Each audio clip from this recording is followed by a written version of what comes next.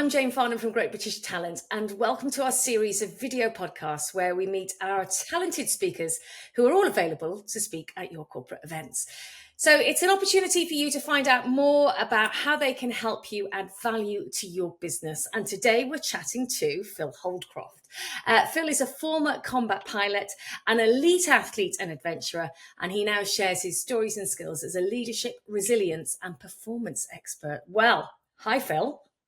Hi, Jane. Great to be here. Yeah, it's lovely to see you properly and have a good chat with you because I know we're always so busy on the phones. So tell me a little bit about your background. Obviously in the forces, that's where it all started, and then the journey into speaking. How did that evolve? So 20 years in the military. My route into the military was quite unusual. It was a stumbling around post-university, trying to find purpose. And the military just provided that incredible sense of purpose, camaraderie, real challenge. So 20 years as a combat helicopter pilot, I had the privilege of flying on operations in Iraq and Afghanistan, and then later on taking on senior leadership challenges. But probably an absolute life-changing event for me was when my daughter was diagnosed with leukemia back in 2014. And that really did change the course and direction I was going on. So I probably would have stayed for a full career in the military, but that event opened up the possibility of so much more. Also, the priorities in life, which quickly turned to supporting my daughter, and actually the possibility to be more than just someone who'd been successful in the military. So that then led to a big, so what am I going to do for the rest of my life? And that led to turning to public speaking, to working with individuals, organizations in the area of high performance, Jane. So it's leadership and high performance. Your key takeaways from your time in the army, and then resilience and purpose from your personal journey. Would you say that's probably accurate? Absolutely. I think it all comes together. That the Yeah. military's incredibly good at training you and equipping you for things like high performance and resilience. But it's only so deep. And actually, life throws at you so much more than the military can train you for. I was really good at doing stuff which the military needed me to do, be it lead people, be it go on operations and take on some quite hairy situations. But actually, I learned so much more when life threw a complete curveball. And actually, it's from other people like my wife, who was incredibly stoic and resilient in her own way, that I learned some big lessons. And so now I see it as my purpose is to try and work with others, with teams and organizations, and help them understand big lessons when it comes to high performance, resilience, leadership, etc. So going back to the military then, as Yes. opposed to your personal journey, what would you say are the biggest your biggest lessons that you can impart the knowledge of to leaders today and to companies, and how does that look in terms of a change at their end? So the military does exceptional things. I think what it's very good at is world-class basics. It's teaching people to do simple tasks really well, so that when it comes to really high pressure, high threat sort of situations, people can still perform. And that is what the military is very good at. Myself as a combat helicopter pilot, it sounds quite complicated and really challenging, but the military is very good at breaking it down to world-class basics. It trains you on the very simple tasks. It gets you really proficient at them. It exposes you to pressure and duress, and it builds it up slowly over time. I think on day one of the military, if you'd have taken me to Afghanistan and shown me the green zone and said, you'll be flying over that in 100 feet at night in formation with people who really don't want you there, I'd have been probably quite terrified. But it slowly builds you up in a step-by-step process so that you get comfortable being uncomfortable. And so I think what the military's best at is world-class basics. And slowly over time, it inoculates you in the stress. It makes those skills and techniques second nature to you. So when it comes to the highest stakes situations, you can perform and you can do extraordinary things. Okay, so I'm sitting here now thinking you learnt that these basics over years and years before you went into the green zone, as you said. Um, Yes. so how do you then obviously spend an hour or half a day or however long with corporates and businesses? How do you get them to learn as quickly and have some key takeaways at the end of your session? Sure. So I think the first thing is to be honest. It's a journey. Yeah. It's impossible to say that half an hour or a day is going to give someone everything they need to achieve their potential. Mhm. But you can absolutely start them off on that journey. You can give them the inspiration, the kickstart. You can give them some of the knowledge, the frameworks, the tools which allow them to start making that progression. But to really, strive and achieve high performance, it's a compound effect. It takes persistence, it takes practice, and that's what I encourage people to do. So my keynotes, it's about trying to genuinely inspire people. My workshops, it's about giving them experiential learning so they can see how any lessons, how any tools translate to their work environment. And then it's encouraging them to persist, to apply them, and they'll absolutely get the reward as long as they continue to apply them day after day, week after week, and month after month. And have you seen those results? Have you had feedback from companies sort of talking to you about, we implemented this and we're seeing this in the business happening and it's great, positive, and it's wonderful.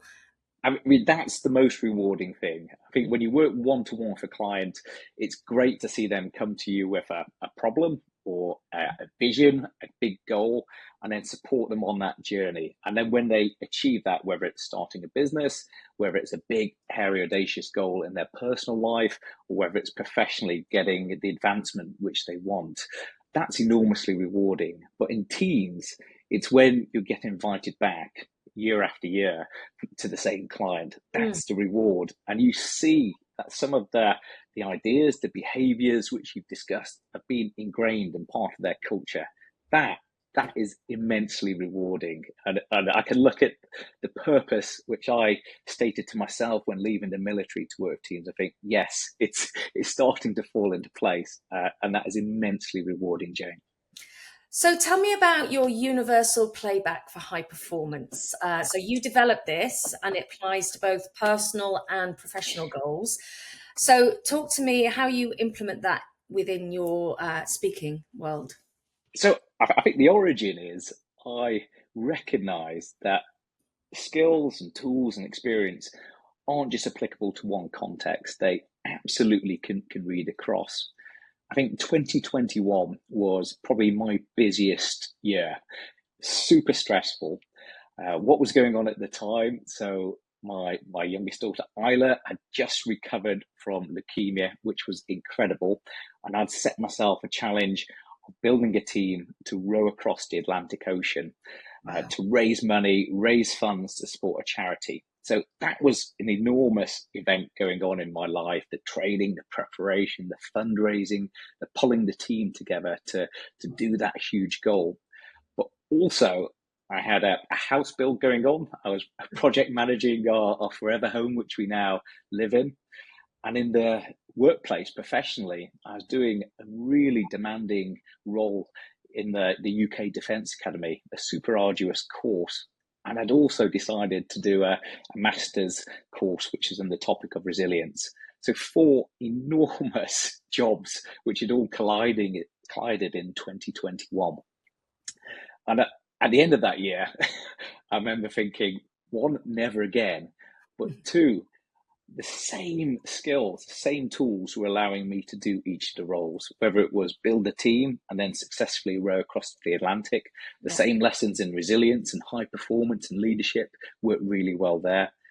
They applied absolutely to building the house in the same way that the time management, the not suffering from overwhelm and target setting. And then in the workplace, again, it was the same skills and tools which I was using to succeed in the course and then to do the masters in my spare time and still get a distinction. And I walked away from that year thinking, these are universal skills and tools. Mm. And I felt it was my mission to share them with others because they don't just apply to a military setting. They absolutely apply to other work contexts and life in general. So that's the origins to it, and why I felt so compelled to build this playbook of different topics, different themes, and different tools which can support others. Yeah, I certainly think when you personally have gone through something and learnt the necessary skills and tools, then you do take that naturally back into the workplace with you, and you can impart that then to your colleagues, and it doesn't need to come from the the leadership team down. It's something that you can, as a person, people sort of say, oh, you handled that really well, you're very good in a crisis, or it's Yeah. kind of, then it becomes very engaging with everybody else around you. I am interested in the power of purpose, because we talk about resilience and we talk about high performance, but there has to be a purpose. So how does that present itself in the workplace, and how can leaders sort of harness that to achieve results in their teams? So I think this is the the golden thread which runs through everything. It absolutely underpins high performance. In terms of my personal purpose, there's definitely been periods in my life when it's been less clear. After university, trying to find direction, I certainly didn't have a clear purpose. And I felt like I was drifting through life. And whenever I haven't had a purpose, I felt that same sort of emotion, that feeling. So I know how incredibly galvanizing it can be when you have a clear purpose. For me, I'd say the best example came in 2014. And that was my daughter's diagnosis with leukemia. And at the time, I really struggled to deal with that situation, Jane. I felt ill-equipped as a dad. I felt I didn't have the emotional intelligence to be able to deal with it. And I wasn't able to fix what was going on. All this leadership training, all this resilience, which I supposedly was very good at, it didn't apply to that situation. No amount of resistance to interrogation training or being good at getting shot at and dealing with the fallout of that, it didn't read across. And actually, I learned that there were so many skills which I needed to take from people like my wife, who was incredibly vulnerable, who could bring people in and get the support that we needed. But in terms of purpose, I was desperately searching for a purpose to be able to deal with that situation. And I realized actually my way of creating a purpose and providing a positive impact to that really desperate situation was to harness what I was good at, which was endurance sport, being very gritty and determined, and making a difference through that. So it was to try and use these near impossible challenges to try and connect with my daughter, understand the pain and suffering which she was going through during her battle with leukemia, but also to raise life-changing sums of money for the charities which had supported her. And so I set myself as that was my purpose. And it culminated in these ridiculous challenges, which I talk to my clients about, be it running 100 miles in a day, and then to building this team which rode across the Atlantic. But what really was the driving force behind that was a really clear purpose. I was laser focused on making a difference for my daughter and connecting with everything she was doing. And it allowed me to do so much more than I thought I was capable of. Before, a marathon, yes, I thought you could do it, but I thought that was the limits of the human body. But with this incredible purpose, I just felt compelled. It was no longer about me, Phil Holdcroft. It was so much bigger. It was about Isla. It was about all those who were supporting us and the vision. And I felt unstoppable, whether it's running all day and night or whether it is rowing 3,000 miles across the Atlantic Ocean. My purpose was bigger than any pain. And that, I believe, applies to any situation, whether it's a huge goal you've set yourself in the workplace or any challenge in life. No, I was just going to say, so when you're talking about, and I know that your daughter's made a full recovery, so I'm really grateful for that, and I can see that it's all work turned around. But if you think about things in the workplace, how do you give somebody that purpose? Because I understand you'd get that from a personal, like your daughter, Yeah. she's your family. There's a drive there, there's a inherent, something built intrinsically inside you to want to protect your daughter and do everything you can. In the workplace, obviously, you're an employee. It's not your baby necessarily. Even you're working for somebody else and towards their purpose. So how does that translate into the workplace? How do you get your employees to really have the purpose when maybe the drive isn't for them? I'm just curious as to how that plays out. So I believe the answer is creating a shared purpose, a shared vision for what success looks like. And I will use a rowing analogy, but I'll show you how that translates to the work environment. So when I set up the team to row the Atlantic, it was a very selfish vision for what we were trying to achieve. It was about raising money for charity, and it was about connecting with Isla. But bringing in others, they had their own agenda. They had their own beliefs and drivers, and it was about creating a shared vision, a shared purpose. So one team member, it may all have been about the physical challenge, trying to win the race that we were in. For another, it was the life experience.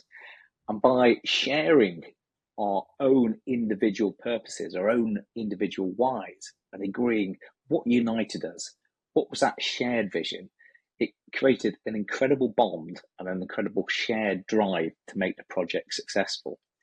And we ended up buying in to this one single vision. And the single vision was to complete the race with no regrets. And what did that mean? It was embracing conflict, being able to deal with that.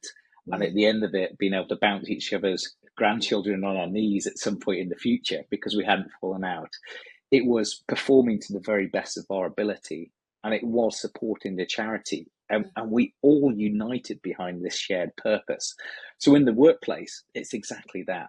As a leader, you'll have a very clear view of what success like. It could be a revenue goal. It could be a project completion. It could be a timeline.